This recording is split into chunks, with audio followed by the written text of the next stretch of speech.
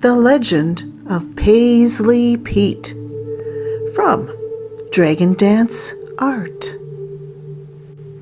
Flynn was confused. He had tumbled out of the car somehow. Now he had rolled to the side of the road. It was painful gravel on his paws. That meant he was not at home in the paved driveway. So where were they? What was happening? He waited for the sound of the car door to open so he could hop back in, because surely this was a mistake. Instead, to Flynn's great horror, the car screeched off into the night, the roaring sound of abandonment.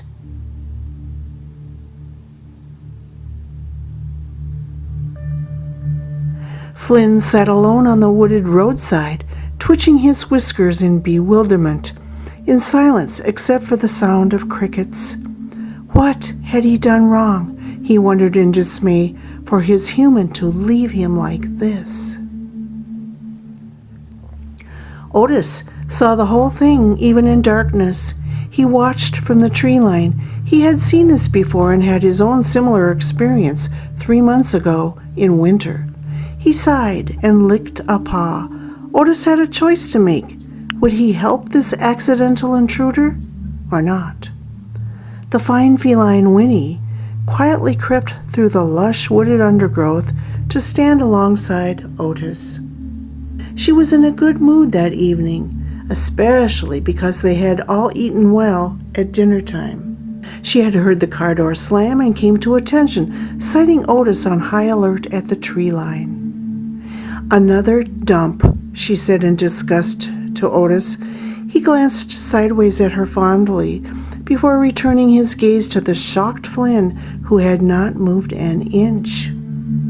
"Bring him in," she said gently, clearly in sync with what Otis was thinking as his tummy gurgled happily.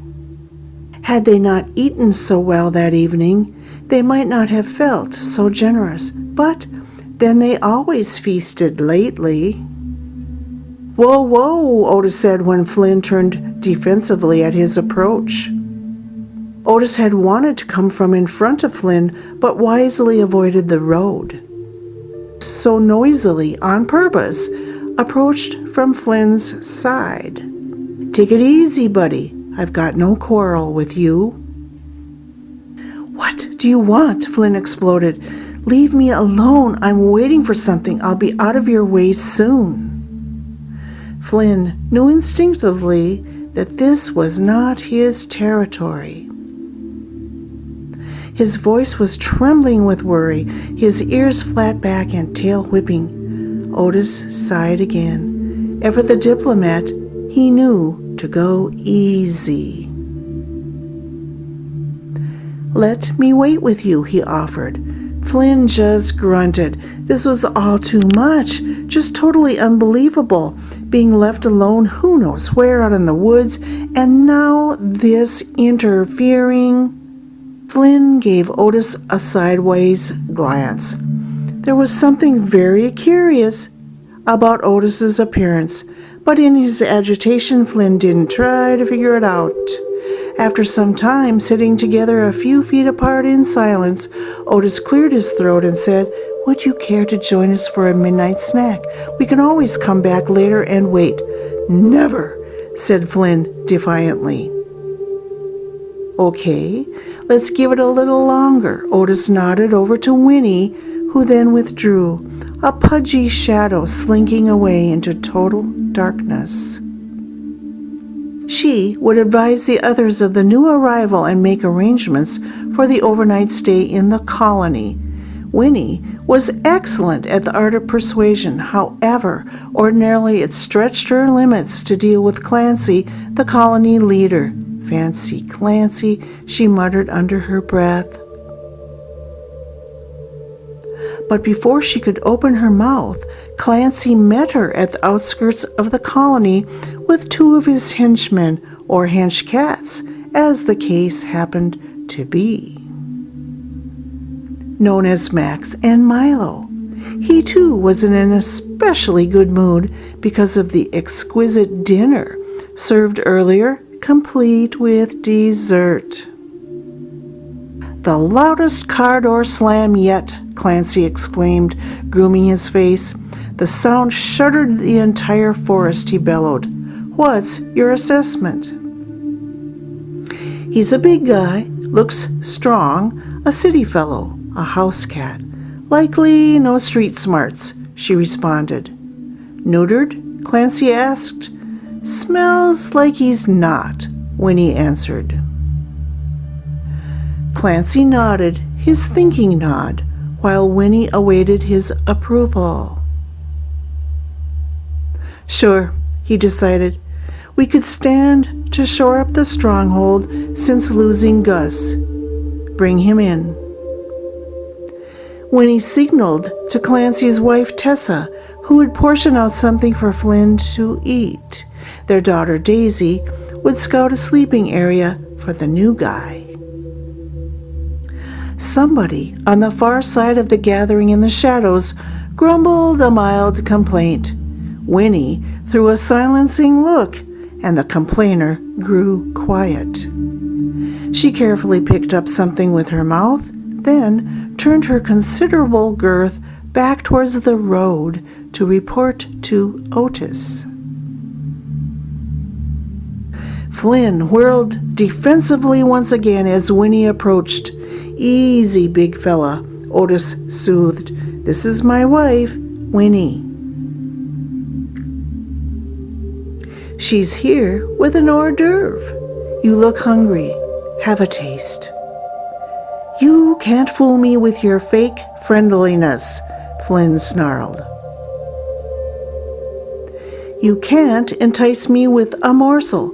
I may be a house cat, but I've heard about feral colonies and want no part of it. I told you I'll be out of here soon when my human returns." Flynn not only mistrusted the invitation from these two, but also mistrusted his own words. The world had turned upside down in a blink. Still, the food smelled amazing, like no aroma he'd ever smelled before. Surely a foe wouldn't offer his best just to attack. Winnie and Otis backed off a bit and assumed relaxed postures. Flynn was far from relaxed, but sniffed the treat when he rolled his way. Before he knew it, he had gulped it down. Frightened for having let his guard down for even an instant, Flynn growled. Then pretended a belch, since they weren't attacking. Or wait, it was a real belch because the food was out of this world delicious. Winnie clumsily got back to her feet. "Come with us now, and at daylight we can return and look into the situation. You don't want to be out here alone tonight." Whether charmed by her or drugged with intoxicating food, or both, Flynn relented and found himself following the two away from the road and into the woods.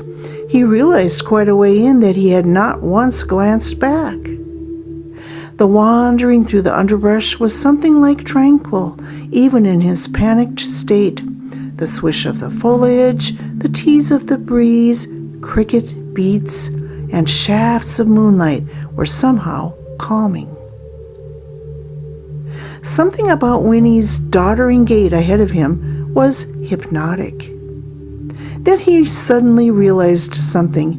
"You're with child," he said, understanding the obvious at last. Winnie turned and grinned a cat grin. "Yes, any day now," she replied, happily yet dead tired. "Any moment, actually," joked Otis, at the same time dead serious. Flynn now understood the folly of fearing these two. "But what's this?" he jolted, although not as badly as at the roadside. When they came to a clearing illuminated by moonlight, "This is where the colony begins," Otis explained. "It's a narrow area that runs along a retaining wall behind a sprawl of country houses. It has become a haven of refuge to about 25 of us originally. We've dwindled to about a dozen now. Just then Clancy approached, interrupting rudely. "No small thanks to humans. That this is a haven is your opinion only. They feed us, then we disappear one by one. That's what they do to us, entice us with food, then all manner of entrapment devices." The hench cat, Milo, spoke up, or the opposite. "Dump the likes of you who actually live with them until you've worn out your welcome." A stunned and awkward silence followed. Flynn could see the hurt in Milo's eyes, despite the harsh words. It was a startling truth for Milo and for himself. The other hench cat, Max, placed a comforting paw around his buddy and shook his head. Clancy broke the uncomfortable silence and gruffly spoke directly to Flynn. "You're welcome here for the time being. We can sort things out tomorrow in daylight." There followed a flurry of introductions, which were mostly genuinely friendly. It all became rather fuzzy as Flynn realized he was exhausted emotionally and not a little stiff from rolling out of the car. Was it a rollout or a... Flynn could not bear to form the words toss-out in his mind. He stole a glance at Winnie through tired eyes. Those eyes widened in crazed disbelief at what he saw clearly for the first time in full moonlight. He allowed himself a good stare at all those gathered in the circle pool of moonlight. There was a word for what he was seeing, but it escaped him in the moment. He crept a short distance to the creekside for a refreshing drink and a moment alone to process. There, in the water's reflection, he saw the same crazy thing about his own appearance. Someone called from the circle, "Here he is! Where have you been, Paisley Pete?" There was friendly commotion as obviously this Pete had just arrived and become the center of attention. In the same moment as the notion hit Flynn that he and his newfound acquaintances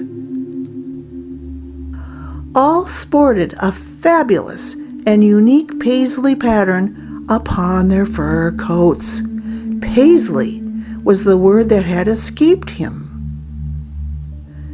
Flynn decided, as he curled up and fell asleep on his own pallet of leaves, that it was not the worst thing that had happened to him today, that his fur coat had turned to Paisley.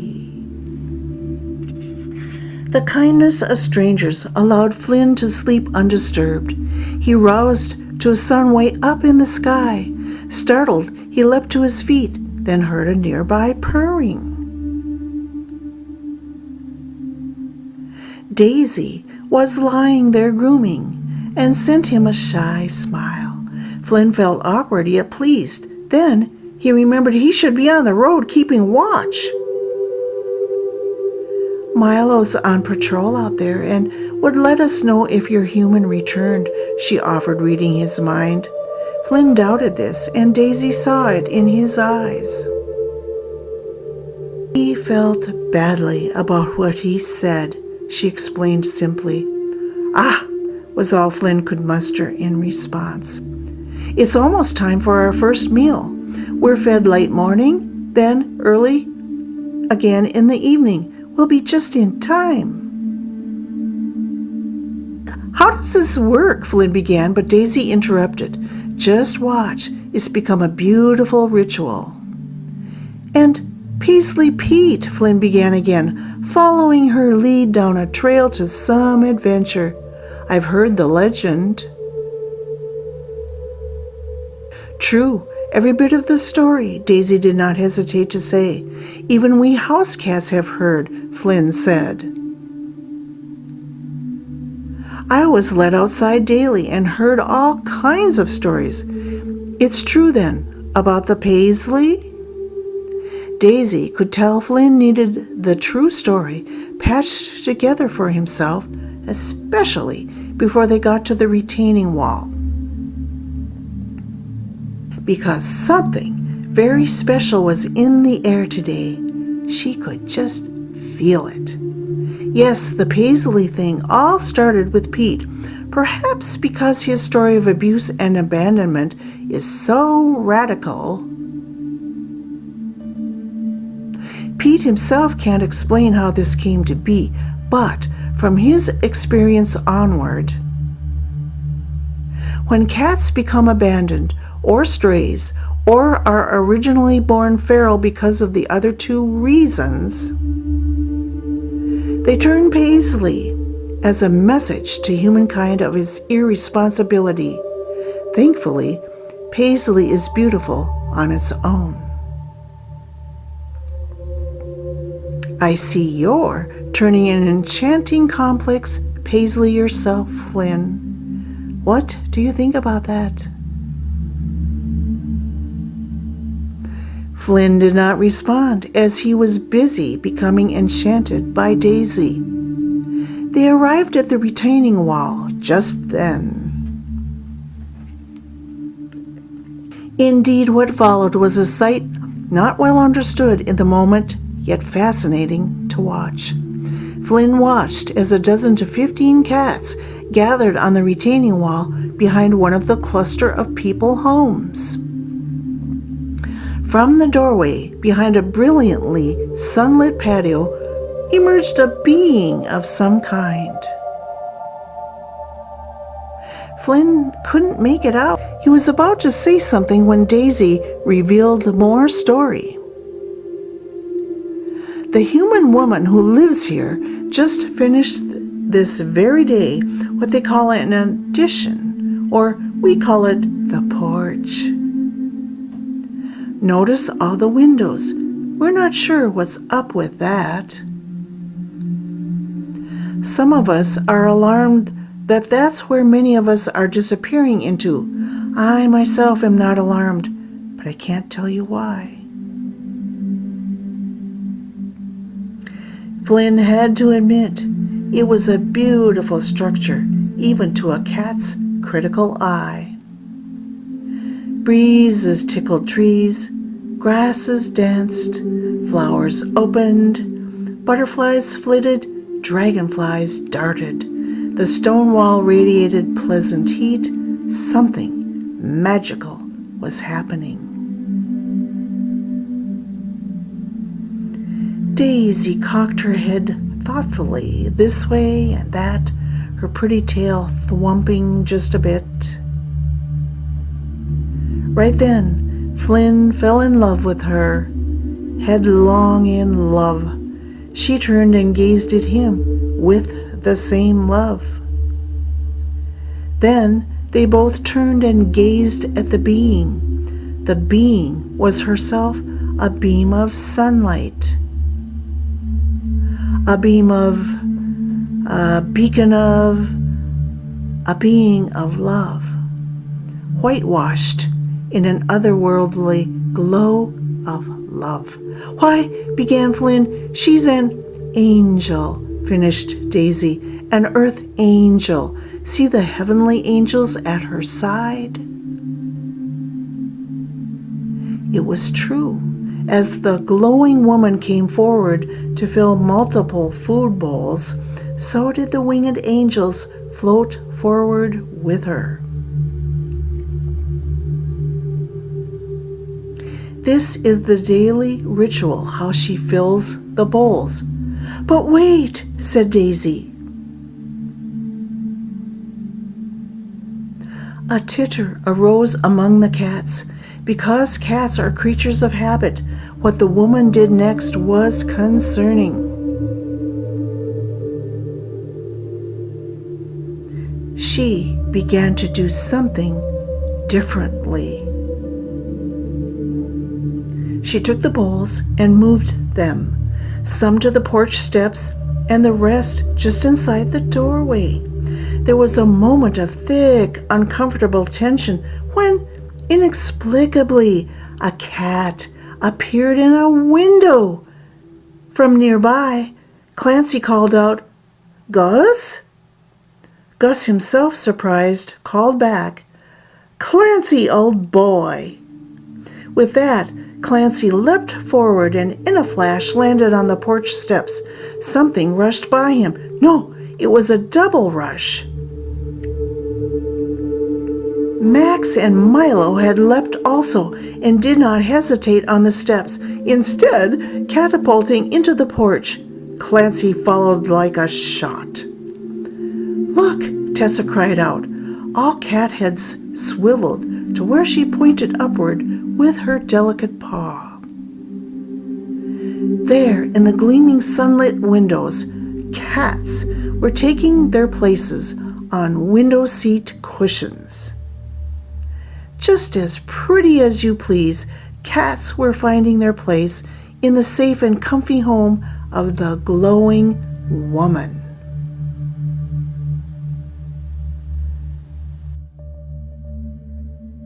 "Hey, Miss Judy," called a neighbor human being. "Your cats have arrived." "Yes, they have," Miss Judy, the cat whisperer, called back. Then, smiling rainbow colors, she called to the remaining cats on the wall, Come home now."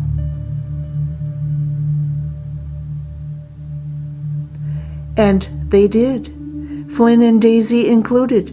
There was a lot of scuffling, but it was not in the least alarming. Flynn could see Otis up ahead, ushering Winnie along.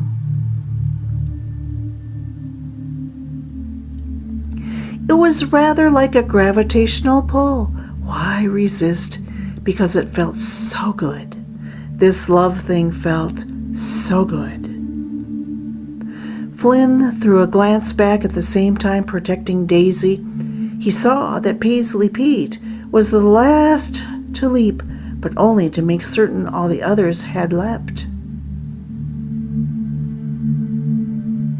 The first words Flynn heard inside his shared new home were from Winnie's pleasant voice giggling, "Just in time, here they come."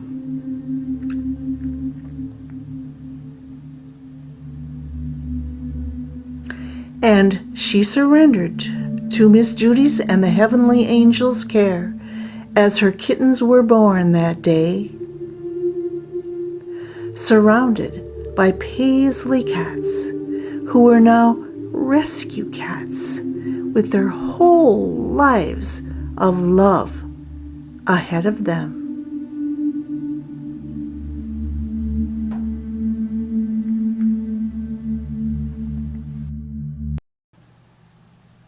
And that's the end of our story.